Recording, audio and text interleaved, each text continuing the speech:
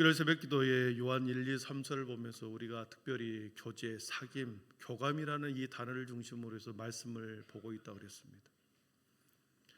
오늘 말씀이 여러 가지 말씀이 쭉 많이 나오죠. 요한이서에서 많은 말씀이 중요한 말씀이 나오는데 이 사귐과 교제, 교감이라는 이 틀로 오늘 본문을 보면 밑줄 치는 데만 강의를 하도록 하겠습니다. 교제라고 할 때 이 교제 제자가 이음시의 제자를 쓴다 그랬습니다. 이음시의 제자. 교감이라는 단어의 감자는 느끼를 감자를 쓴다 그랬습니다. 사귀고 교제하는 것은 누군가와 사귀고 교제한다는 것은 교감을 이루는 것이고 그리고 서로가 서로 간에 이어주는 이음새가 있어야 그 사귐이 계속 유지가 되는 거죠. 교제와 사귐은 그래서 일방적인 것이 아니라 쌍방적이고 반드시 상대방이 존재한다는 것을 전제로 하지요. 온전한 사귐과 교제가 있기 위해서는 서로 쌍방 간에 서로를 향한 깊은 교감과 서로를 이어주는 공통 분모가 있어야 하고 그리고 바라보는 관점이 같아야 하고 바라보는 지향점 그리고 서로 그 지향점을 향하여 시간을 나누고 나가는 것이 온전한 사귐, 교제가 되는 거죠. 오늘 본문에서 갑자기 요한 사도는 요한이서에 와서 미혹하는 자, 적 그리스도라는 표현을 쓰면서 우리 7절, 8절에 이렇게 말씀하십니다. 우리 7절, 8절을 같이 읽어봅니다. 미혹하는 자가 세상에 많이 나왔나니 이는 예수 그리스도께서 육체로 오심을 부인하는 자라. 이런 자가 미혹하는 자요 적 그리스도니 너희는 스스로 삼가 우리가 일한 것을 잃지 말고 오직 온전한 상을 받으라 하며 미혹하는 자가 세상에 많이 나왔다. 미혹하는 자 플라노이 다루는 길을 잃게 만드는 자, 미혹하는 자가 속이는 자다. 판단력을 흐리는 자다. 판단력을 흐리게 하고 속여서 길을 잃어버리게 만드는 자가 미혹하는 자다. 오늘날 표현으로 말하면 이단, 잘못된 진리, 왜곡된 진리를 설파하는 이단들을 말하죠. 이단들의 특징이 무엇입니까? 영혼을 사장하는 거다 그랬습니다. 사람의 영혼을 사장하는 것이 이단이라는 거죠. 성도들의 판단력을 흐리게 하고 성도들의 진리를 속여서 이탈하게 하고 탈선하게 하여 자신들의 속으로 들어오게 만드는 것, 이단들의 특징이죠. 여러분, 잘못된 만남, 우리가 누군가를 사귀게 된다고 생각해 보십시오. 또한 우리 자녀들이 누군가를 지금 교제하고 있다고 생각해 보십시오. 우리 부모들은 정년기가 되는 자녀들이 교제하는 사람, 만나는 사람에 대해서 많은 신경을 쓰지 않겠습니까? 누구나 어떤 부모나 사귀는 사람이, 교제하는 그 사람이 매우 정직하고 바르게 자라고 자기 앞가름을 잘하는 그런 사람과 사귀기를 원할 것입니다. 부모님을 공경할 줄 알고 예의 바르고 성품적으로 잘 다듬어진 착한 사람, 이런 사람과 교제하고 사귀기를 원할 것입니다. 여러분, 그런데 가끔 어떤 일이 벌어집니까? 처음에 호감을 갖고 사귀게 되는 그때는 사람들이 자신을 감춥니다. 잘 보이려고 서로 좋은 점만 계속 말하고 이렇게 겉모습으로 잘 치장하죠. 자신의 단점을 철저히 숨기고 자신의 약점을 계속해서 축소시키고 그리고 어떨 때는 허세를 부리고 과장하고 자신을 계속 포장하면서 이렇게 서로 만나고 교제하는 거지요. 그러다가 점점 시간이 지나면서 서로의 의견이 다르다는 것을 알게 되고 싸우기도 하고 다투기도 하고 상대방의 약점과 단점을 발견하게 됩니다. 그러나 더 나아가서 정말로 상대방에게 치명적인 약점이 드러나고 숨겨진 엄청난 비밀이 알게 되었다. 그러면 어떻습니까? 그만 만나라. 계속해서 옆에 사람들이 교제와 만나는 것을, 사귀는 것을 계속해서 충고를 하면서 만나지 말 것을 강요하지요. 성품적으로 생활면에서 흠결이 있는 사람, 지속적으로 교제를 하는 것은 매우 어리석은 행동이겠습니다. 우리가 TV에서 우리는 데이트 폭력의 뉴스를 많이 보게 됩니다. 젊은 남녀가 사랑하는 처음에는 그렇게 사귀면서 교제하면서 시간을 지나다가 어느 순간에 한 사람이 일방적으로 폭력을 가하는 데이트 폭력, 끔찍한 치정의 살인 사건을 또한 바라보게 뉴스를 듣게 됩니다. 여러분, 잘못된 만남, 잘못된 교제는 빨리 끊고 돌아서는 것, 헤어지는 것이 본인뿐만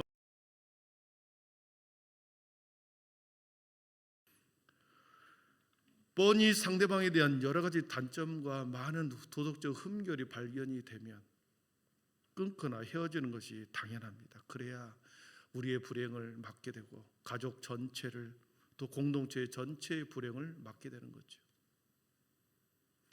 사도 요한은 요한이서에 와서 갑자기 오늘의 본문의 말씀 7절 8절을 기록하면서 적 그리스도 이단들에 대해서 말합니다. 그들과의 잘못된 진리, 왜곡된 진리를 가르치는 자들에 대해서 매우 단호하게, 그들을 추종하는 사람들에게 매우 단호한 말로 우리들에게 말씀하고 있습니다. 우리 9절을 한번 같이 읽어봅니다. 9절입니다. 지나쳐 그리스도의 교훈 안에 거하지 아니하는 자는 다 하나님을 모시지 못하고 교훈 안에 거하는 그 사람은 아버지와 아들을 모시느니라. 아멘. 그리스도의 교훈에 거하는 자, 그리스도의 교훈에 거하지 아니하는 자, 그리스도의 교훈에 거하지 아니하는 자는 하나님을 모시지 않는 자이기 때문에 하나님을 모시는 신자들과는 모시지 않는 자들과는 함께 교제할 수가, 사귈 수가 없는 거죠.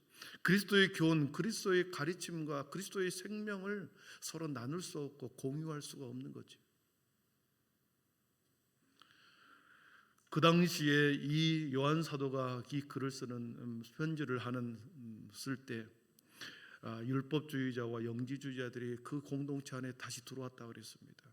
구약의 율법을 할례를 해야 구원받는다라는 구원의 조건을 할례를 계속해서 행해야 된다라든지, 영지주의자라고 하면 여러분, 영지주의자는 영과 정신과 물질을, 이 세상을 나눕니다. 영과 혼과 물질을, 이 세 요소로 세상을 구분하여 영과 혼만 구원을 성취하는데, 영적인 인간만이 구원을 성취하게 되고, 물질적인 세계, 육체는 악하다고 보아 그리고 쾌락을 정당화시키고 예수님의 인성을 거부합니다.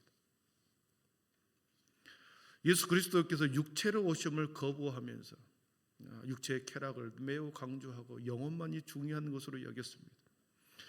7절에 다시 보시면 그렇습니다. 미혹한 자가 세상에 많이 나왔나니 이는 예수 그리스도께서 육체로 오심을 부인하는 자라. 예수님의 육체로 오심, 예수님의 인성적 측면을 거부하는 거죠. 신성과 인성, 양면이 있는 이 모든 것 중에 인성, 육체로 오신 것을 거부한다. 여러분, 예수님이 육체로 오심의 이 사건은 구원의 시발점입니다. 하나님께서 인간의 몸을 입고 육체로 오셔서 인간의 모든 죄를 사하기 위해서는 화목제물로 인간과 똑같은 육체의 몸으로 오셔야만 했습니다. 그리고 이사야 선지자가 예언했던 채찍과 고난과 마침내 죽음의 문을 넘어가 죽고 다시 십자가 안에서 부활하고 다시 재림의 이 내용이 예수 복음의 핵심인데, 구원의 초점이 예수님이 육체로 오심에서부터 시작이 되죠. 인간의 영혼만이 구원받고 이 육체는 악하다고 바라보았던 이 영지자들의 잘못된 가르침에 사람들은 현혹되어서 육체는 마음껏 즐겨도 되는가 보다, 육체를 함부로, 육체는 악하기 때문에, 이 육체는 구원받는 것이 아니기 때문에 함부로 해도 되는가 보다, 육체를 마음껏 이방 종교에 자신의 몸을 맡기게 만들어 버렸습니다. 그리고 이들을 추종하고 교제하는 것에 있어서 요한 사도는 매우 단호하게 말합니다. 우리 10절과 11절을 같이 읽어봅니다. 10절 11절입니다. 누구든지 이 교훈을 가지지 않고 너희에게 나아가거든 그를 집에 들이지도 말고 인사도 하지 말라. 그에게 인사하는 자는 그 악한 일에 참여하는 자임이라. 아멘.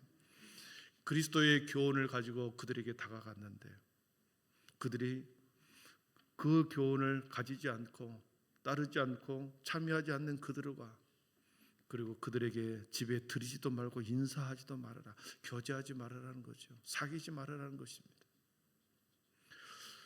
디도 사도도 마찬가지입니다. 성도들이 신앙생활 가운데 여러 가지 어려움과 아픔과 수많은 시험에 빠질 수 있습니다. 어려운 시험과 어려운 아픔 속에, 시험 속에 빠질 수 있습니다. 그러나 가장 영생의 생명과 가장 직결되는 것이 바로 이단의 교회에 빠지는 것이기 때문에 이 디도라고 하는 사도도 이 영생의 생명이 가장 중요하다고 봤기 때문에 이단에 대해서, 잘못된 진리에 대해서 분명하고 단호한 말로 이렇게 말씀합니다. 우리 디도서 3장 9절 10절을 읽어봅니다. 어리석은 변론과 족보 이야기와 분쟁과 율법에 대한 다툼을 피하라. 이것은 무익한 것이요 헛된 것이니라. 이단에 속한 사람을 한두 번 훈계한 후에 11절입니다. 이러한 사람은 내가 아는 바와 같이 부패하여서 스스로 정죄한 자로서 죄를 짓느니라. 아멘. 10절에 보면 이단에 속한 사람을 어떻게 하라 그랬습니까? 한두 번 훈계한 후에 멀리 해라. 여러분, 우리가 한자로 금목자흐 그리고 근주자적이라는 단어를 알고 있습니다. 먹을 가까이 하면 당연히 검게 되고, 또 붉은색을 가까이 하면 붉게 물드는 것이 당연합니다. 좋은 사람과 어울리면 선함을 얻지만 나쁜 사람과 사귀게 되면 반드시 악에 물들게 되어 있다는 말이죠. 여러분, 이단에 빠진 사람을 내가 교화하겠다, 교화시키겠다, 그리스도의 사랑을 가지고 그들을 교화시키겠다. 여러분, 형제사랑과 이웃사랑은 진리를 전제로 한 사랑이지 무분별한 사랑까지를 말하지 않습니다. 어떤 성도들은 사랑의 복음을 가지고 순진하게 그들을 문전박대하지 못해서 그들을 내가 사랑으로 교화시켜야 되겠다, 이런 마음으로 이단들을 그렇게 용납하고 받아들인다, 호의를 받아들인다. 여러분, 그렇게 같이 사귀다 보면, 교제하다 보면 계속해서 그렇다면 부정적인 말과 자신들의 잘못된 교회를 주입시키고, 이것을 한마디로 가스라이팅이라고 그러죠. 계속 같은 말을 반복하고, 어떤 사람을 만나보면 계속 같은 말을 계속 반복시킵니다. 그것을 가스라이팅이라고 그러죠. 사랑의 호의를 가지고 그들에게 다가가지만 결국 사단이 그들을 이용하여 그의 영혼을 삼켜버립니다. 그렇기 때문에 디도 사도가 한두 번 훈계한 후에 그들을 멀리해라. 우리가 사랑이 없어서가 아니라 우리가 사단의 꾀임에 우리가 빠지지 않게, 우리의 영혼이 사로잡히지 않게 하기 위해서 멀리해버리라는 것입니다. 요한 사도는 이 편지를 읽는 자들에게 잘못된 교제, 진리 안에서 잘못된 사귐에 빠지지 말 것을 경고하고 있습니다. 우리의 자녀들이 잘못된 교제에 빠져서 인생을 큰 낭패를 당하지 않도록 우리가 옆에서 계속해서 부모된 입장에서 그들을 막는 것처럼, 진리 안에 요한 사도도 디도 사도도 잘못된 왜곡된 진리 안에 빠진 자들을 그들에게 교제하는 것에 있어서 극구 반대하고 단호한 입장을 보여주었습니다. 사랑하는 성도 여러분, 우리는 다양한 사회 속에서 다양한 사람들과 만나게 됩니다. 혹시나 우리 주위에 그런 이리에 탈을 쓰고 우리에게 접근해 오는 사람이 분명히 있을 것입니다. 한두 번 교제하다가 그들의 실체가 드러난다고 한다면, 여러분, 실체가 드러나면 한두 번 훈계한 후에 멀리해야 된다는 것입니다. 자녀들이 그러한 잘못된 만남을 계속하고 있으면 부모들이 얼마나 걱정하겠습니까? 마찬가지입니다. 잘못된 왜곡된 진리에 빠진 자들과 계속 사귀고 있다라고 하는 것을 옆에서 지켜볼 때 거기에서 빨리 빠져나와라, 그들과 단절하라.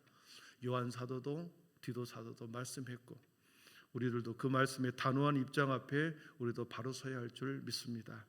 8절 말씀 읽고 정리합니다. 8절 같이 읽습니다. 너희는 스스로 삼가 우리가 일한 것을 잃지 말고 오직 온전한 상을 받으라 하며, 너희는 스스로 삼가라 그랬습니다. 스스로 삼가, 삼가다는 말은 잘 분별해라 그 뜻입니다. 스스로 삼가해라, 잘 선택해라. 삼가라고 하는 말은 잘 교제하고 사귀어라 라고 하는 뜻입니다. 분별하고 잘 선택하여 진리 안에 복음 안에서 온전한 그리스도와의 사귐을 잘 하라 이 말씀입니다. 진리 안에 바로 온전한 사귐을 통해서 우리는 온전한 상을 받게 될 줄 믿습니다. 오늘도 진리 안에서 함께 행하고 또 우리의 삶의 자리에서 실천함으로 온전한 상, 온전한 사귐이 주 안에 있기를 축원합니다.